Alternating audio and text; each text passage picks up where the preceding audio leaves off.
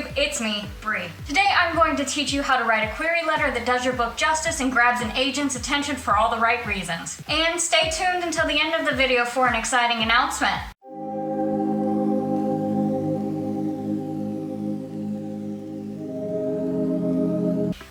To writing a query letter, one of the most important things to remember is that you need to keep it as short and simple as possible. A lot of people think a query letter needs to be a certain length, but as long as you hit around 200 to 250 words, I think you're okay. Agents are pretty busy people and they read a lot of query letters, and I think as long as you hit all the main points in your letter, you will be fine.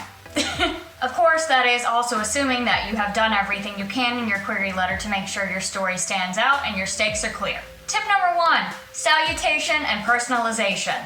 When it comes to writing a query letter, the easiest way to start is with Dear Agent First Name, Agent Last Name. I recommend you avoid titles such as Mr., Mrs., or Ms. because you don't want to assume someone's gender. Even if they have what can be thought of as a traditionally gendered name, it's better safe than sorry. Also, when you're writing out an agent name, make sure that you double check the spelling even if it seems simple, because nothing will turn an agent off faster than seeing their name misspelled at the top. Also, when submitting to an agent, make sure that your manuscript fits what the agent represents. In other words, if you have a young adult urban fantasy novel, you don't want to query an agent that only takes adult science fiction and fantasy. This seems obvious, but you would be surprised how many people send queries to agents who just don't represent their work. This not only results in a pretty abrupt rejection, but also leads to agents thinking you're unprofessional for not even doing your research. Tip number 2, get to the point. When writing a query letter, like I mentioned, it's better to err on the side of being brief. Get into the meat of your story and the key information as soon as possible. This is one reason I recommend starting out with your story rather than starting with your bio. Introduce your setting, the protagonist, the stakes, their status quo, and the situation that sets everything in motion. If you're having trouble identifying the situation that sets everything in motion, chances are you need to work on your inciting incident, which means you need to go back and edit again, because no agent is going to pick up your work if you can't even nail down an inciting incident. As far as stakes for the character go, make them as clear and personal as possible. If you have stakes that don't really affect your character, the reader's not going to care about your character whether they succeed or fail.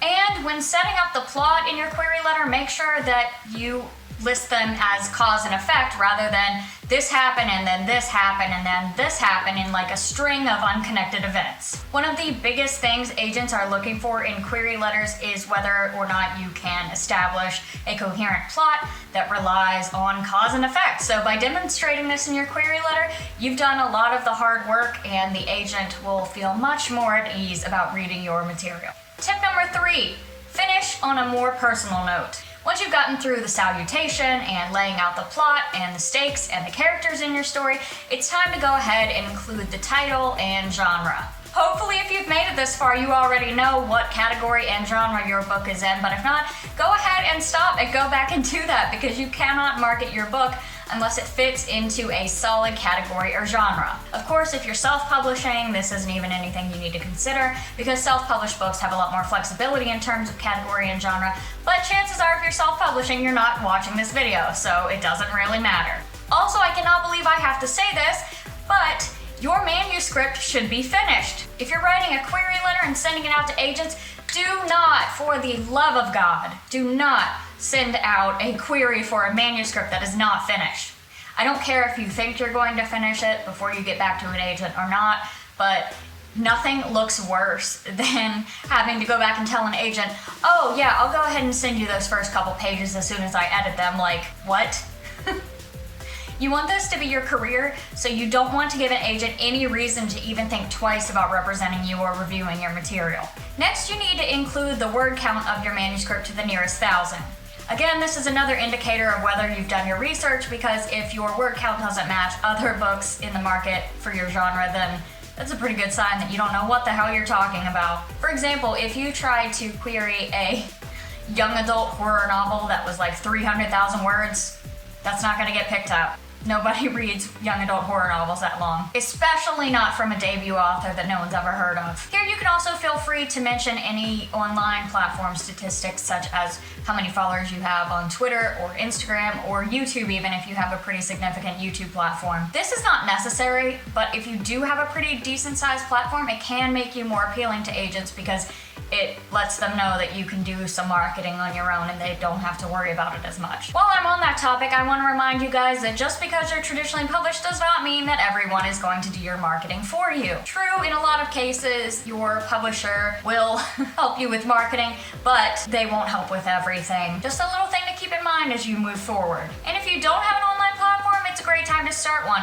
I've done a video recently about how to market your book as you write it, and I definitely recommend you watch that one if you're interested in starting an online platform. Last but not least, mention any relevant writing experience or personal marginalization, such as whether you're bisexual or a minority race. Writing credits should only include published work, not just that, you've written 4 trunked manuscripts, because what does that matter? If you don't have any relevant writing credits, don't sweat it, because a lot of people who are querying don't have writing credits, and that's totally okay. If your story is strong, it really won't make that big of a factor in whether or not you get picked up. The biggest tip I can give you when it comes to querying is to do your research. As I have hinted throughout this video, there is no better way to prepare for querying than to research what querying is.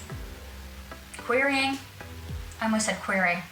Happy Pride, y'all. There is no better way to figure out what the querying process is like than to research what the querying process has been like for authors who are now published. And if you're planning to query, please let me know below what your genre is and how far along you are in the querying process so that we can all support each other. Now for my exciting announcement, and that is that moving right along, my live write-in is back, starting next Tuesday, June 11th from 7 to 9 p.m. Eastern Standard Time. I finally got my internet issues sorted out thanks to my wonderful partner who is amazing. And yeah, I am so excited to bring this back to you guys. I know a lot of you have asked about it, and my heart is so full with the way you guys express your gratitude and your love for this. It is something that I feel very strongly about doing, as it helps me and clearly helps you guys.